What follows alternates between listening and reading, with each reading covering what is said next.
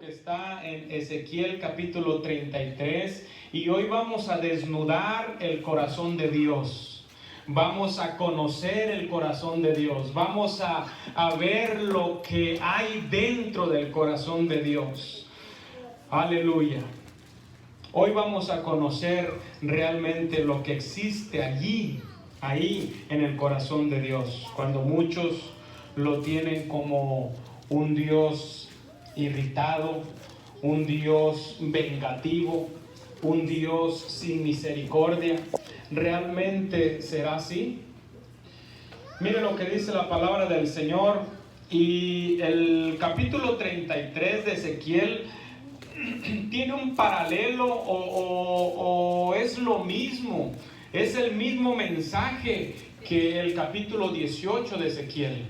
Si usted lee estos dos capítulos paralelos, hermanos, se va a dar cuenta que aquí es donde Dios despoja su corazón, que aquí es donde Dios realmente nos hace sentir quién es Él para nosotros, qué significamos nosotros para Él. Leemos Ezequiel capítulo 33, el versículo 10. Gloria a Dios. Y voy a estar basándome a estos dos capítulos, Ezequiel 33 y Ezequiel 18. Aleluya. Mire, vamos a leerlo desde el número 10 y el versículo 11 para honra y gloria del Señor. Dice la palabra del Señor así, de esta manera: Tú pues, hijo de hombre, di a la casa de Israel: vosotros habéis hablado así, diciendo: nuestras rebeliones y nuestros pecados están sobre nosotros, y a causa de ellos somos consumidos. ¿Cómo pues viviremos? Se hace una pregunta. Y el Señor le dice a Ezequiel: diles. Fíjense lo que el Señor expresa. Esto es el corazón de Dios. Esto es palabra de Dios. Esto sale del corazón profundo de nuestro Dios. Diles: vivo yo. Hace un juramento Dios. Muy pocas veces Dios jura por sí mismo, porque no hay otro ser más grande por quien jurar que por Él mismo. Y cuando Él dice: vivo yo, dice el Señor que no quiero la muerte del impío, sino que se vuelva el impío de su camino y que viva. Volveos de vuestros malos caminos, porque moriréis, oh casa de Israel. Aleluya. Alabamos el nombre de nuestro Dios. Puede tomar su lugar gritando un amén, un aleluya, un gloria a Dios. Y vamos a disfrutar de la palabra del Señor. Vamos a disfrutar del pan que Dios tiene preparado para nosotros. Aleluya. Honramos el nombre de nuestro Dios. Mire, la Biblia Dios habla hoy. Dicen estos dos versículos así: tú, hombre, di al pueblo de Israel: ustedes dicen, estamos cargados de faltas y de pecados. Por eso nos estamos pudriendo en vida. ¿Cómo podremos vivir? Pero yo, el Señor, juro por mi vida que no quiero la muerte del malvado, sino que cambie de conducta y que viva. Israel, deja esa mala vida que llevas, porque habrás de morir si no te arrepientes. Aleluya. Hermanos, vemos el corazón de Dios. Vemos lo que Dios anhela, vemos lo que Dios desea, vemos lo que Dios quiere para la humanidad entera. Vemos lo que Dios desea para ti y para mí como sus hijos. Vemos también lo que Dios anhela para aquellos que son pecadores, para aquellos que son malos. Él no quiere la muerte de nadie. Él no quiere la condenación de nadie. Él quiere que se arrepientan y que se vuelvan a Dios para que vivan. Ese es el anhelo de Dios. ¿Quieres conocer a Dios? ¿Quieres conocer el corazón de Dios? No hay otra forma, hermanos, de conocer el corazón de Dios que a través de su palabra. Si usted no conoce su palabra, no conoce a Dios, no sabe lo que hay dentro del corazón de Dios. Dice Ezequiel capítulo 18, versículo 32, porque no quiero la muerte del que muere. Aquí está volviendo a decir el Señor, porque no quiero la muerte del que muere. Dice el Señor, convertíos pues a mí y viviréis. Así piensa Dios. Eso es lo que Dios piensa. Eso es lo que Dios dice.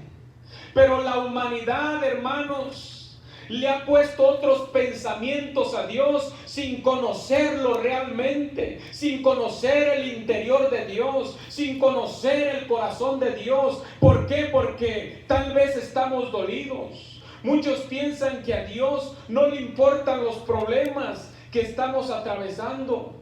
Muchos piensan que Dios está molesto, está enojado con la humanidad, pero porque no conocen el corazón de Dios.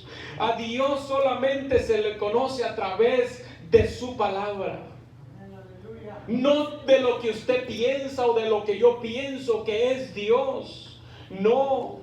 Podemos pensar muchas cosas acerca de Dios. Podemos creer muchas cosas acerca de Dios. Podemos ponerlo en una posición muy diferente a lo que es Dios. Pero jamás nos vamos a enterar cómo es Dios si no leemos su palabra, si no miramos a Dios a través de las Escrituras.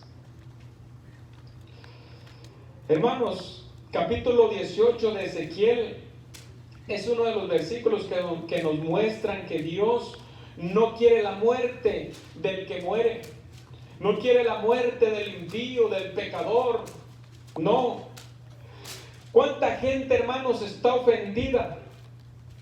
¿Cuánta gente está dolida? ¿Cuánta gente, hermanos, está dolida con Dios porque tal vez se llevó a su hijo? Porque tal vez se llevó a su padre, a su madre, a un familiar, y están dolidos con Dios. ¿Cuánta gente ahora mismo, hermanos, se ha dicho porque tal vez perdió un familiar querido y le ha echado la culpa a Dios y le ha dicho a Dios: Dios, no quiero nada contigo porque tú te llevaste a mi familiar, porque tú te llevaste a mi hijo? ¿Por qué te lo llevaste? ¿Por qué esto? Hermanos, si están embroncados con Dios, están enojados con Dios. Algunos hasta se han declarado ateos, hermanos, no porque no crean en Dios. No porque digan: yo no creo que existe Dios. Hermanos, no hay nadie que diga que no hay Dios. Solamente el insensato, pero eso no quiere decir que no haya Dios y que él no sepa que existe un Dios. Pero ¿sabe cuál es la situación? La situación es que no conoce a Dios. Y le sucedió algo en la vida que se la cargó a Dios, se embroncó con Dios, se enojó con Dios y ahora le dice: no creo en ti. Como si eso le va a hacer daño a Dios. Como si eso le va a hacer mal al Dios Todopoderoso. Al contrario, nos hace mal a mí y a ti, a las personas que piensan de esta manera. Y sabe una cosa que es lo más triste, porque no conocen de Dios, no conocen lo que Dios anhela para las gentes. No conocen lo que Dios desea para cada uno de nosotros. Sin embargo, la Biblia dice o nos enseña realmente cómo es el corazón de Dios. No quiero la muerte del que muere, dice el Señor. Convertíos pues y viviréis. Conviértase. Vuélvase de sus malos caminos, busque a Dios, Dios quiere lo mejor para usted y para mí. Dios quiere lo mejor para cada uno de nosotros. No importa la maldad, no importa lo que haya hecho, no importa lo que usted esté pasando. Usted solamente busque a Dios, arrepiéntase de sus caminos.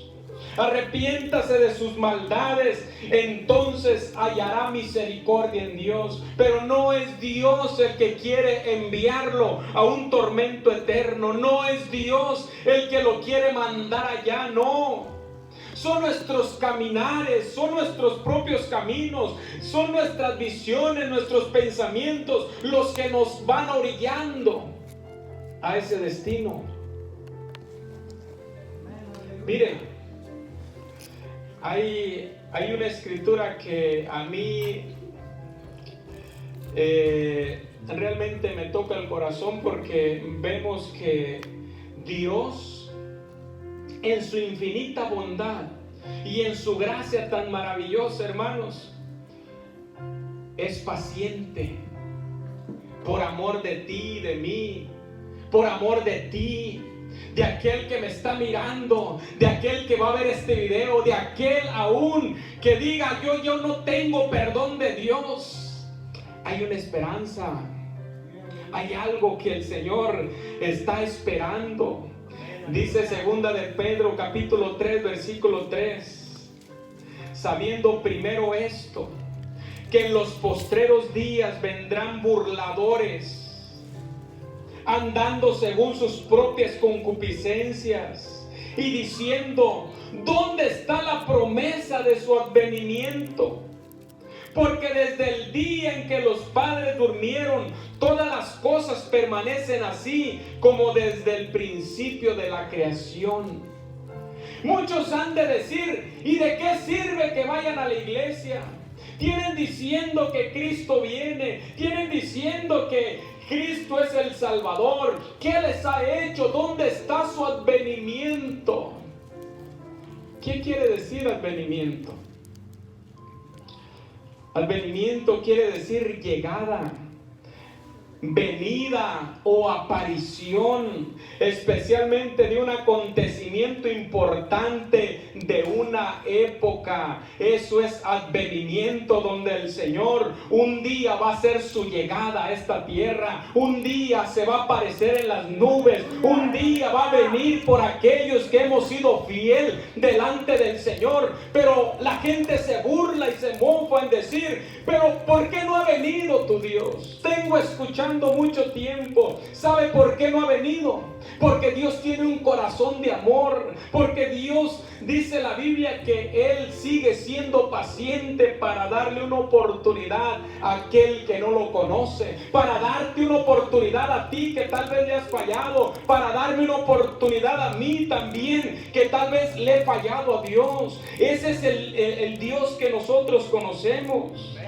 Mire, la Biblia dice ahí en segunda de Pedro, pero en el capítulo 3 y el versículo más adelante, mire, segunda de Pedro 3, 9: el Señor no retarda su promesa, no retarda su promesa, según algunos la tienen por tardanza. ¿Sabe qué es lo que está haciendo? Sino que es paciente para con todos y cada uno de nosotros. ¿Y sabe por qué es paciente? Dice aquí nuevamente: Dios destapa su corazón porque le duelen sus hijos, porque le duele aquel que se pierde. Él dice: no queriendo que ninguno perezca, sino que todos procedan al arrepentimiento. Ese es Dios, ese es el Dios de la Biblia, ese es el Dios que predicamos, ese es el verdadero Dios, no aquel que dicen que es malo. No, el verdadero Dios no quiere que nadie se pierda, sino que todos procedan al arrepentimiento. Ese es el Dios de la Escritura. Pero la gente se enoja con Dios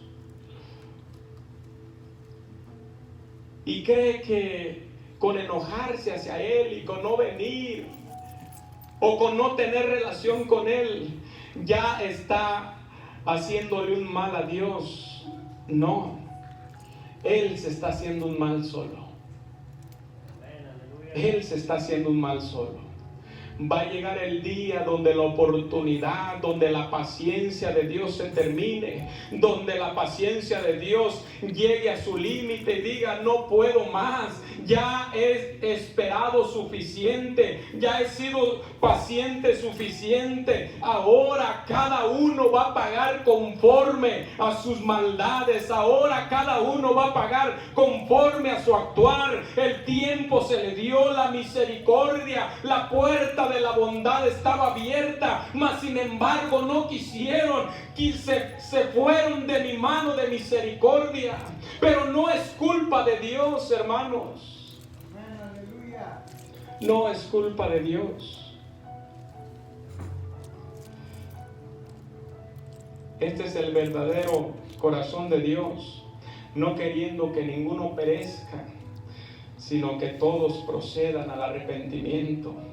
Hay tanto miedo, hermanos, hoy en día. Hay tanto miedo, hermanos, por este virus. Hay tanto miedo de morir. Hay tanto miedo. Hay tanta protección. Hay tanto...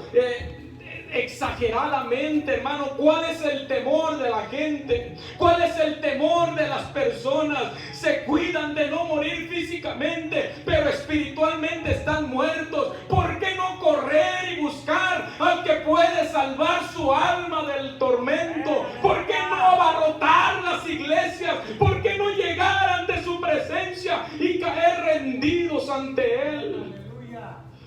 Yo no entiendo a veces. Yo no comprendo, hermanos, el pensar de la humanidad. Yo no entiendo por qué actúan de una forma y se protegen, pero lo más importante, lo más eterno, hermanos, se están descuidando, que es su alma. Y Dios sigue sufriendo por sus hijos, tratando de traerlos, tratando de llamar la atención de cada uno de ellos, porque cada alma que se pierde, Dios le duele. A Dios le duele en el corazón. Dios sufre. Dios llora. Realmente eso no quiere el Señor. ¿Cuántos de los que somos padres despreciamos a nuestros hijos porque son rebeldes? Los odiamos y queremos lo peor para ellos. ¿Cuántos? Yo creo que no hay. Aunque sabemos que nuestros hijos no son los mejores hijos, aunque sabemos que tal vez tengamos hijos rebeldes, hijos malvados, hijos que hacen maldad, hijos que roban, hijos que hacen tantas cosas, pero le aseguro que ninguno de nosotros como padre queremos lo malo. Nadie de un padre que su hijo sabe que es drogadicto, sabe que es ladrón, sabe que hace tantas cosas, él no dice: pues mátenlo. No. Él no dice: llévenlo y despedácenlo allá. No. ¿Sabe qué hace? Un día mi hijo va a cambiar. Yo quiero verlo restaurado. Yo quiero verlo limpio. Yo quiero verlo diferente. Yo quiero verlo distinto. Pero no hay padre, por muy malo que sea su hijo, hermano, tiene un pensamiento de muerte hacia él. No. Si nosotros, la Biblia dice que siendo malos tenemos este tipo de amor para nuestros hijos, ahora imagínense a Dios. Dios, que Él no tiene amor, hermanos. Dios mismo es el amor. Dice segunda de Pedro capítulo 2 versículo 15, que han dejado el camino derecho y se han extraviado.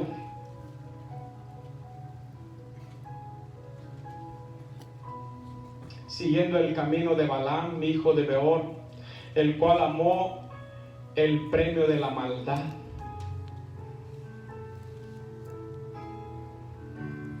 Miren, hermanos, hay un deseo en el corazón de Dios por cada uno de nosotros. Y lo acabamos de mirar en la palabra. ¿Cuál es el deseo de Dios para cada uno de nosotros? El deseo de Dios para cada uno de nosotros, para ti y para mí, no es fulminarnos, ni matarnos, ni acabarnos. Ese no es el deseo de Dios. El deseo de Dios es salvarnos, llevarnos a su presencia.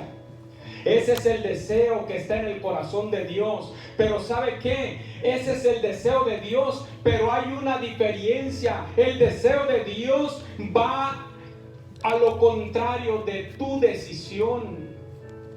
Él no puede decidir por ti. Él solamente tiene un deseo para nosotros. Y Él hizo una cosa para beneficio de nosotros. Pero la decisión, hermanos, la tiene usted y la tengo yo. La decisión está en nuestras manos, servirle a Dios o no servirle. Del deseo de Dios a tu decisión. Dice Jeremías capítulo 21 versículo 8: y a este pueblo dirás, así ha dicho el Señor, he aquí pongo delante de vosotros camino de vida y camino de muerte, pero tú decides. Usted y yo tenemos la decisión. Ahora cada uno de nosotros y también nuestros amigos conocen el deseo de Dios, que Él no quiere que nadie se pierda, que se vuelvan a Él. Ese es el deseo de Dios. Ahora, ¿qué va a decidir usted? ¿Qué decide usted, amigo? ¿Qué es lo que decide? Dios nos pone la bendición y también la maldición. Nos pone el camino de la vida, pero también nos pone el camino de la muerte. ¿Por qué? Porque Dios nos ha dado un libre albedrío de poder decidir y de poder tomar decisiones para nuestro mal o para nuestro bien. Nuestros caminos, hermanos, son torcidos. No sigamos nuestros propios caminos. Los caminos de Él son rectos, son derechos. ¿Y sabe qué? Culminan con la vida. Dice Jeremías capítulo 6 versículo 16: así dice el Señor, paraos en los caminos, mirad y preguntad por las sendas antiguas, cuál sea el buen camino.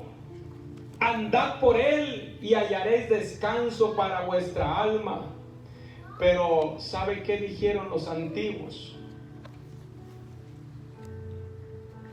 ¿Cómo cree que le dolió en el corazón de Dios?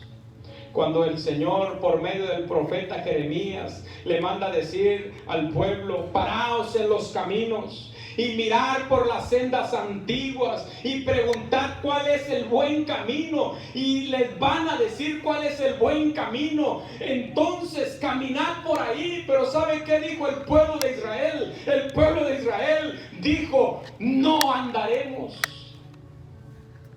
caminaremos por nuestros propios caminos.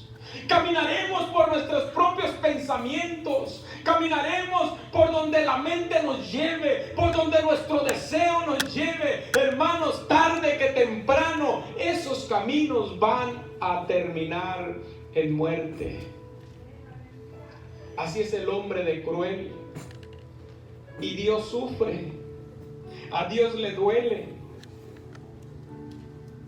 Y Dios sigue insistiendo. ¿Sabe por qué? Porque Él nos ama. Aunque nosotros le hagamos uno y otro desprecio, hermanos, Él sigue teniendo un corazón bondadoso, sigue teniendo un corazón de amor, sigue teniendo un corazón de misericordia. Mire lo que dice la Escritura en Mateo capítulo 7 versículo 13: entrad por la puerta estrecha. Vuelve a decir: entren, vengan, porque ancha es la puerta. Y nos hace ver, hermanos, ¿Dónde están los caminos del mal? Nos hace ver y nos dice, por ahí no entren, por ahí no se vayan, no caminen por sus caminos. Y Él dice, entren por la puerta estrecha, porque ancha es la puerta y espacioso el camino que lleva a la perdición. Y muchos son los que entran por ella, porque estrecha es la puerta y angosto el camino que lleva a la vida, y pocos son los que la hallan. Hermanos, si abremos la Biblia desde Génesis hasta Apocalipsis, vamos a ver a un Dios insistente para que su pueblo sea salvo, para que su pueblo se vuelva de sus malos caminos, para que su pueblo, venga de las tinieblas a su luz admirable. Vemos a un Dios de misericordia siempre llamando y siempre advirtiendo a la humanidad, porque va a llegar un día, hermanos, donde la Biblia dice que el gusano de ellos no va a morir, el fuego no se va a apagar, aleluya, el sufrimiento no se va a terminar, no va a ser un día, no van a ser dos, no va a ser un año, no van a ser dos, hermanos, va a ser por toda una eternidad. Y Dios, que conoce eso, advierte y está diciendo, insistiendo, voltea tu mirada a mí. Soy un Dios de amor, de bondad y misericordia. Voltea tu mirada. Desde Génesis hasta Apocalipsis. Apocalipsis capítulo 3, un verso muy conocido, versículo 20. Él sigue insistiendo y no va a dejar de insistir hasta el último minuto, hasta el último segundo, donde la trompeta sea sonada. Él dice que está ahí a la puerta y sigue llamando y sigue insistiendo. Si hubiera alguien que escuchara su voz, si tan solo hubiera alguien que le abriera la puerta, dice la Biblia que Él entraría con gusto y se quedaría ahí en el corazón de esa familia.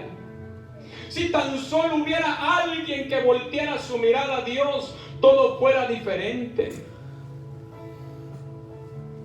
Desde el Edén, hermanos, Dios dio la oportunidad al hombre de elegir entre el bien y el mal, entre la bendición y la maldición, entre el camino de vida o el camino de muerte.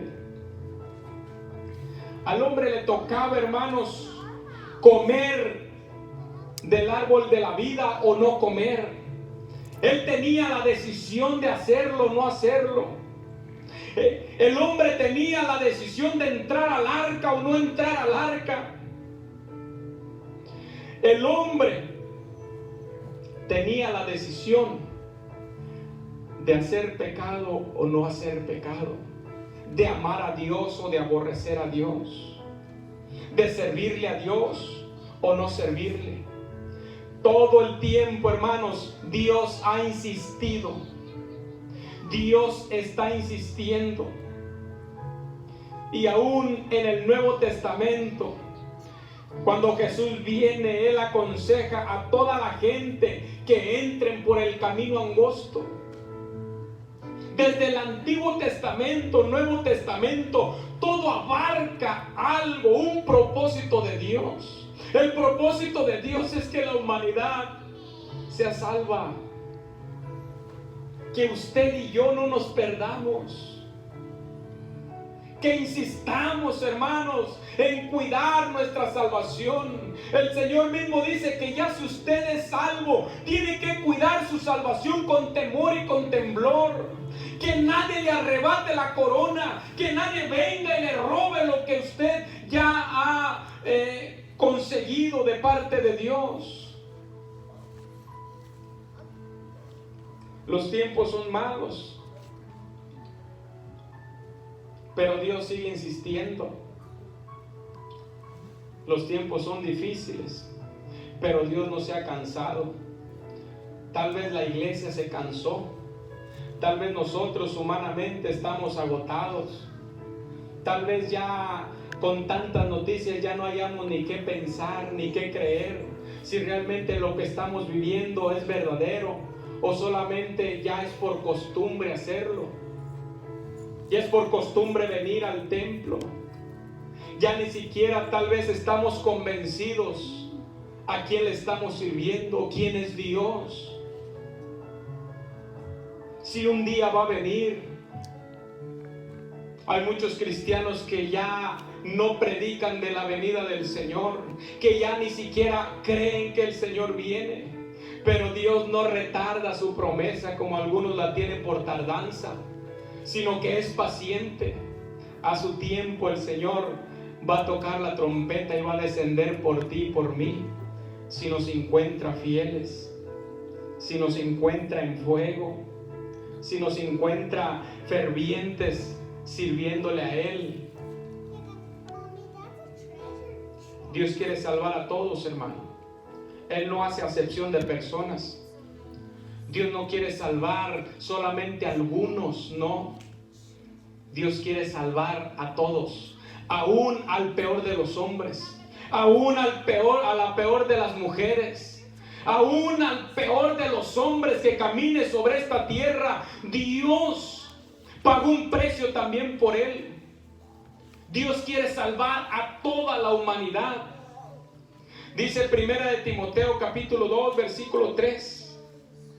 Porque esto es bueno y agradable delante de Dios nuestro Salvador, el cual quiere que todos, hermano, quiere que todos los hombres sean salvos, no algunos. Quiere que todos los hombres sean salvos y que vengan al conocimiento de la verdad.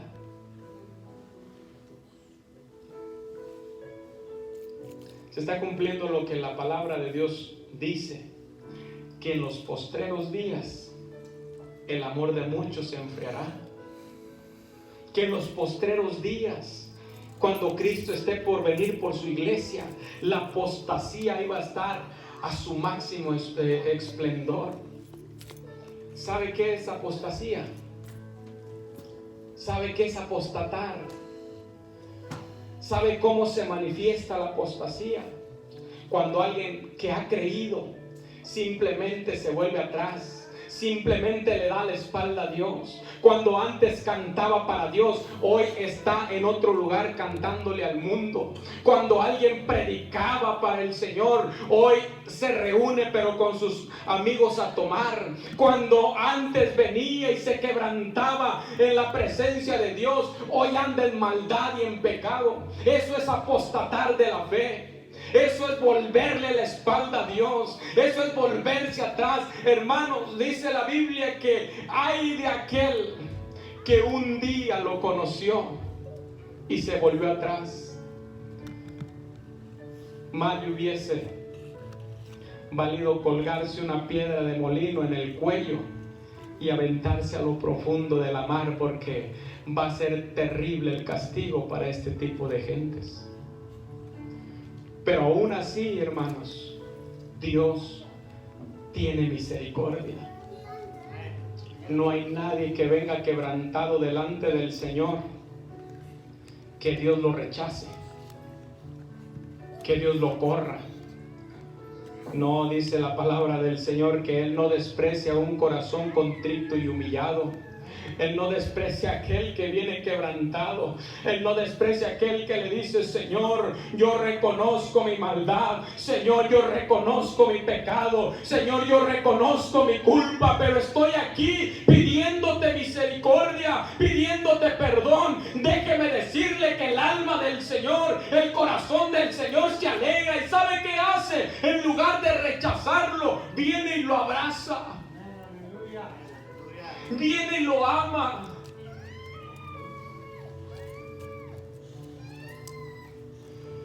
Dios no es como nosotros. El otro día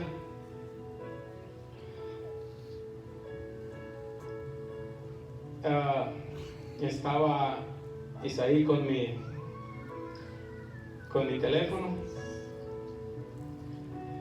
Y de repente se vino del cuarto y comenzó a sollozar y comenzó a llorar.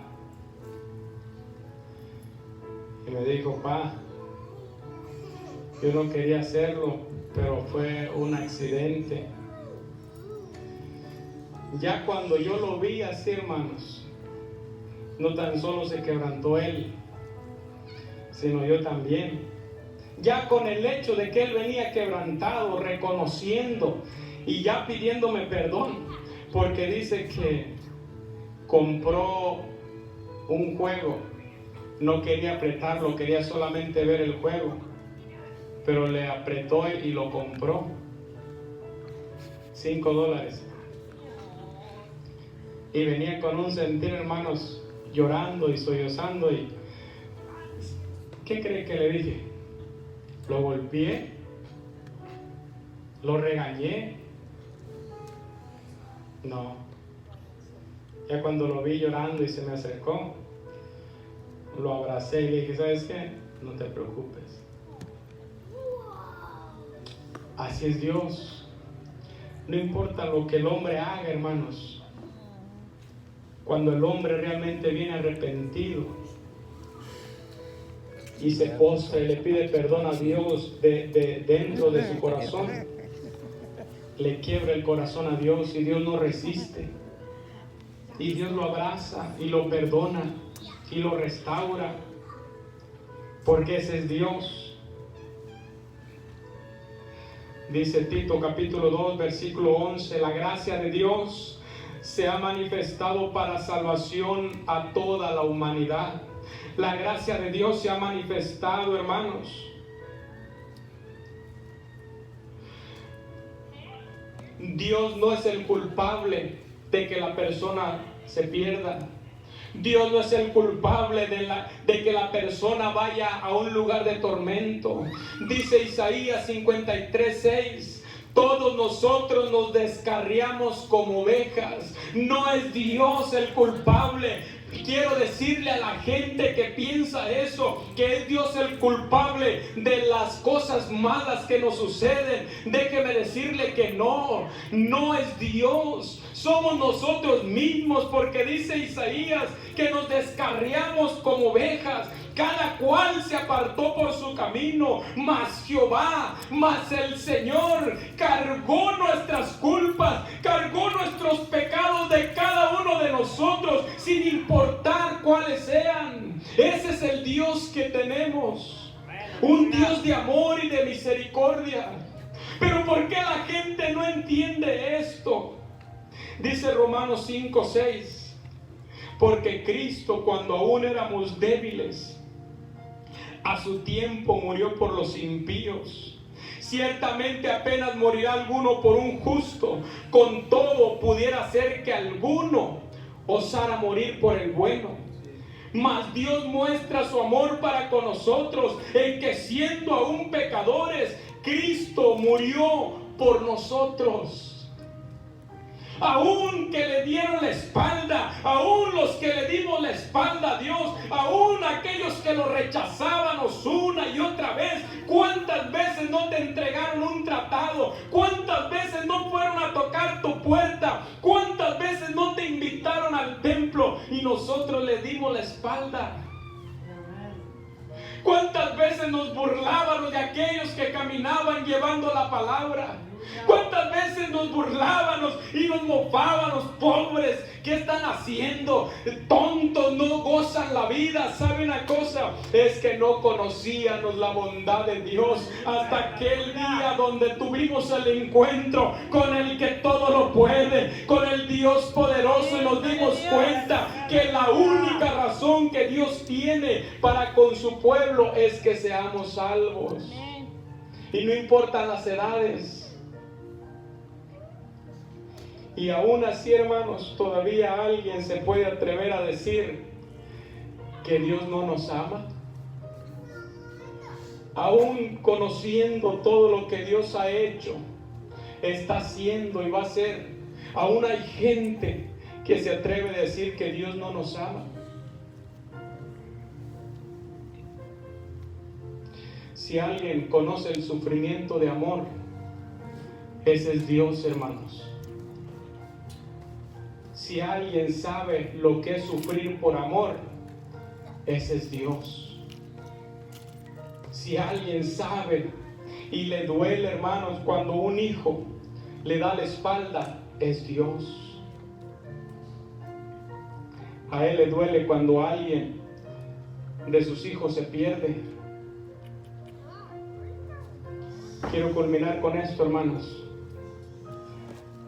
Quiero contarles lo que el Señor me mostró a través de un sueño. El domingo pasado en la madrugada, y les quiero ser sincero.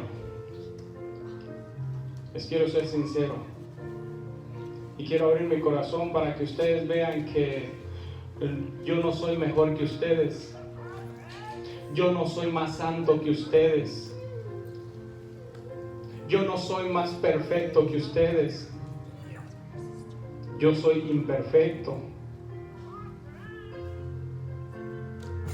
Cometo errores, y muchos, tal vez más que ustedes. Y yo conozco a Dios cuando Dios me llama la atención. Conozco a Dios cuando quiere tratar conmigo. Conozco a Dios cuando yo mismo siento que no tengo esa misma comunión con Dios. Yo conozco a Dios como obra en mi vida.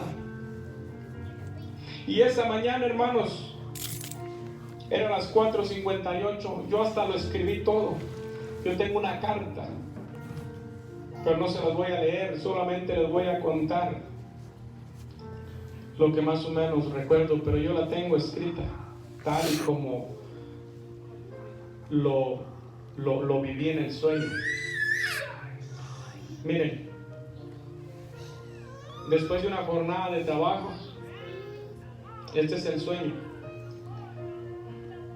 Terminamos de trabajar y nos fuimos del trabajo. Yo estaba solo y de repente me di cuenta que no tenía a Isaí.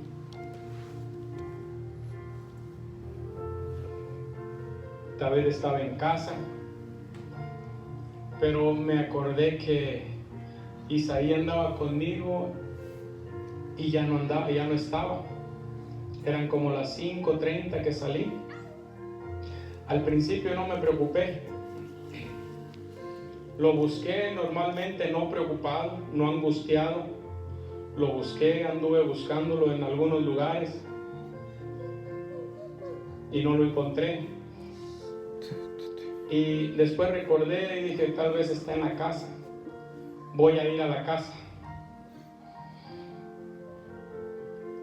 Ya cuando llegué a la casa, hermanos, que no lo encontré ahí, una angustia comenzó a apoderarse más de mí. Una preocupación comenzó a inundar todo mi ser. Ya más fuerte una preocupación. Yo no sé si usted ha vivido esto, pero esto que me sucedió realmente me hizo sentir lo que Dios sufre por sus hijos. Cuando no lo encontré en la casa, me salí y comencé a correr. Corría para un lugar, no lo encontraba. Corría para otro lugar y nada. Me encontré con hermanos de la iglesia. Me encontré con gente conocida. Me encontraba con diferentes personas. Les preguntaba y nadie lo había visto. En esos momentos yo me miré sucio. Y la gente se burlaba de mí. Algunos se reían, otros se burlaban, otros me criticaban y me decían, ¿cómo es posible que perdió a su hijo? Otros decían que olía mal, Otros me decían que andaba harapiento. Pero a mí no me importaba todo eso. Lo que más me importaba era encontrar a mi hijo. Lo que más me dolía es que había perdido a mi hijo y no lo encontraba. Desde las 5:30, ya como a las 8, hermanos, todavía no lo había encontrado. Llegué con un grupo de personas, estaban subiendo algo, cargando algo. Yo me acomedí a ayudarles, les ayudé a cargar todo eso y les pregunté que si no habían visto a un niño de 10 años y me dijeron que no, que tal vez podría estar no sé en qué lugar, pero estaba muy lejos y yo no tenía un carro. Hermanos, comencé, créanme, un dolor que no puedo explicárselos.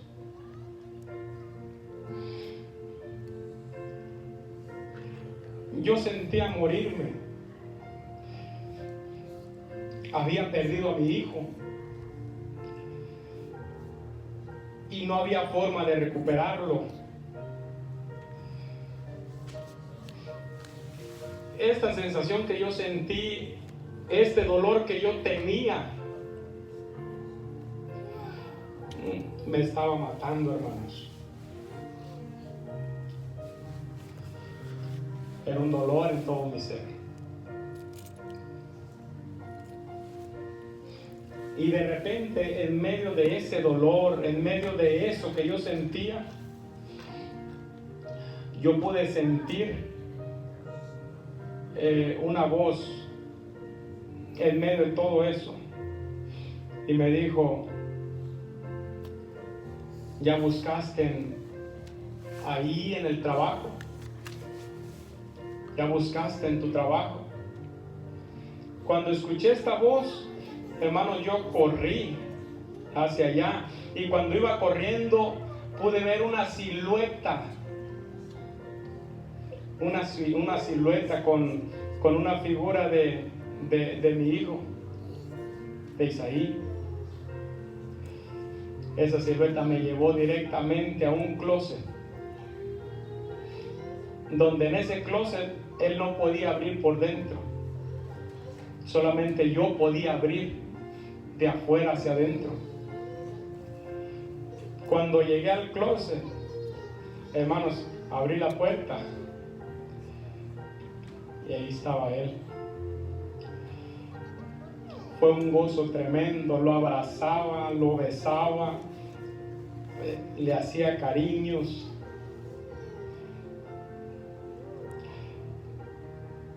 Quería, hermanos, comérmelo a besos porque lo había perdido y ahora ya lo tenía en mis brazos.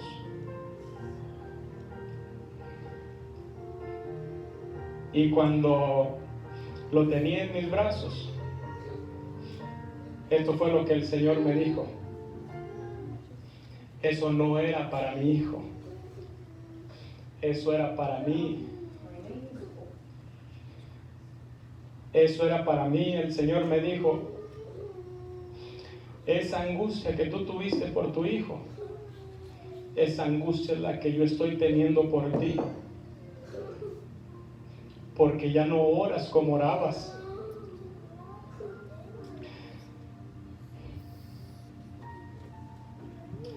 Ya no lees la palabra como la leías. Ahora te conformas con tu conocimiento.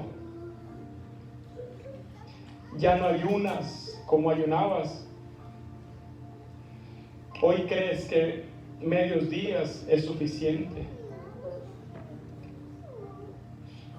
Ya no te consagras a mí como antes. Ya no me buscas de la misma manera.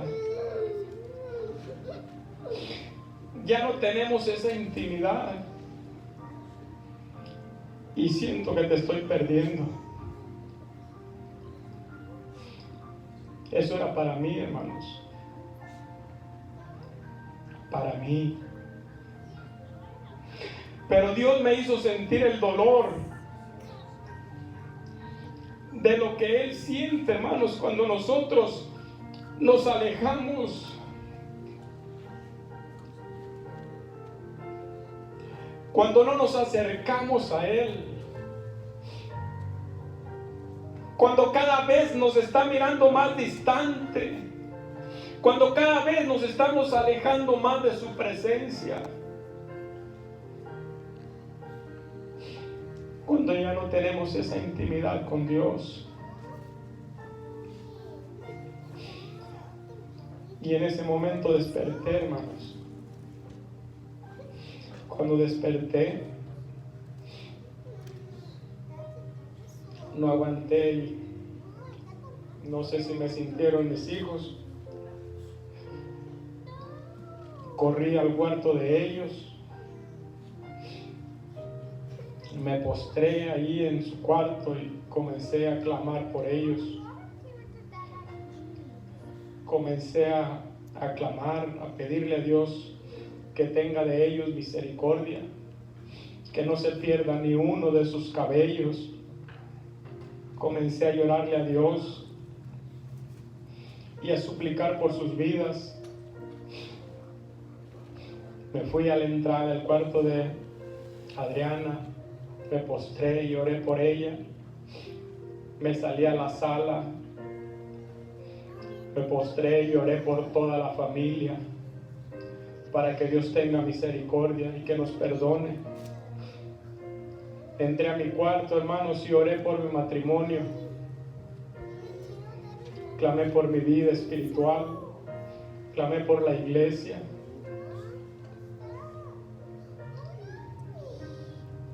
Y le pedí perdón a Dios. Porque a veces se nos hace muy sencillo, en lugar de leer la palabra, mirar televisión 2-3 horas. Estar en el teléfono, en la computadora 2-3 horas, sin ningún beneficio. Nada que nos llene espiritualmente. Y estamos alejándonos en esta forma. Y estamos muriendo delante del Señor. Y Dios está perdiendo muchos hijos de esta forma. La tecnología le está robando a los hijos de Dios. Las redes sociales están atrapando a muchos.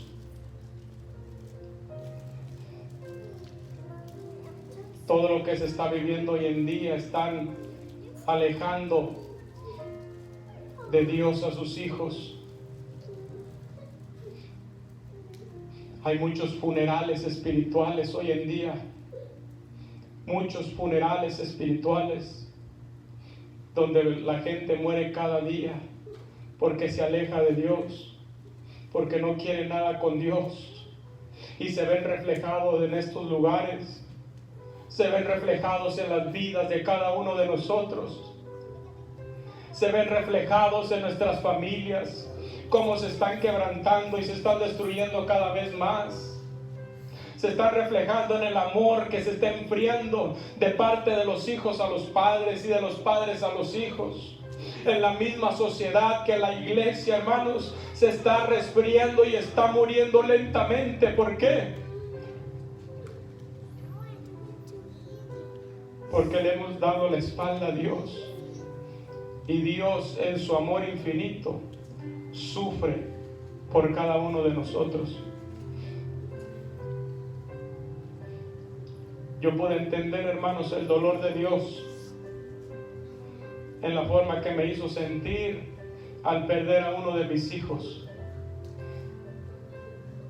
Y yo no quiero volver a sentir este dolor ni esta angustia más. Le pedí perdón a Dios. Y hoy más que nunca, hermanos, los animo a que busquemos a Dios. Hoy más que nunca los tiempos están tan difíciles, hermano, que si usted se descuida, si usted solamente le da poquita libertad al enemigo, lo va a matar. Busque a Dios, conságrese a Dios. Creer en Cristo es alcanzar la vida eterna, hermanos. Romanos 10:6 dice: pero no todos obedecieron al Evangelio. Pues Isaías dice: Señor, ¿quién ha creído a nuestro anuncio? Aquel que cree tiene la vida eterna. Aquel que ha creído, aquel que busca a Dios diariamente, aquel que se consagra a Dios, va a alcanzar la vida eterna. Póngase de pie.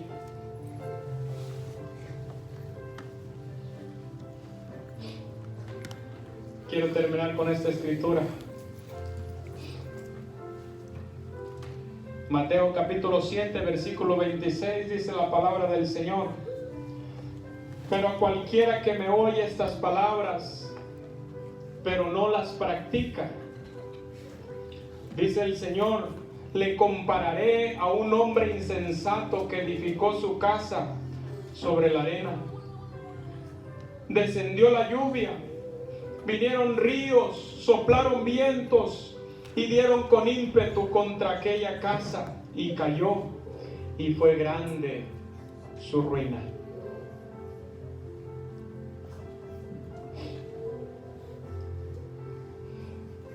Que no seamos como este hombre, hermanos. No hagamos sufrir a Dios de esa manera. Cuidemos con temor y con temblor nuestra salvación. Y aquel que aún no conoce a Dios, búsquelo. Dios tiene amor para usted. Búsquelo de todo corazón. Dios lo está esperando con los brazos abiertos. Él no retarda su promesa, sino que es paciente para con todos. Dios tiene amor para darnos. Dios tiene amor para cada uno de nosotros. Pero usted decide tomarlo o dejarlo.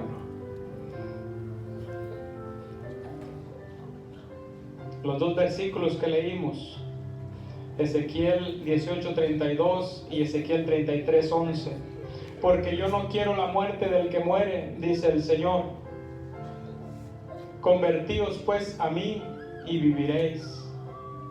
Diles: vivo yo, dice el Señor, que no quiero la muerte del impío, sino que se vuelva el impío de su camino y que viva. Ese es el deseo de Dios. Eso es lo que Dios anhela. En esta hora, hermanos, yo quiero invitarlo a usted para que venga y se postre delante de la presencia de Dios. Si usted tiene algo ahí en su corazón por qué pedirle perdón a Dios, venga y hágalo.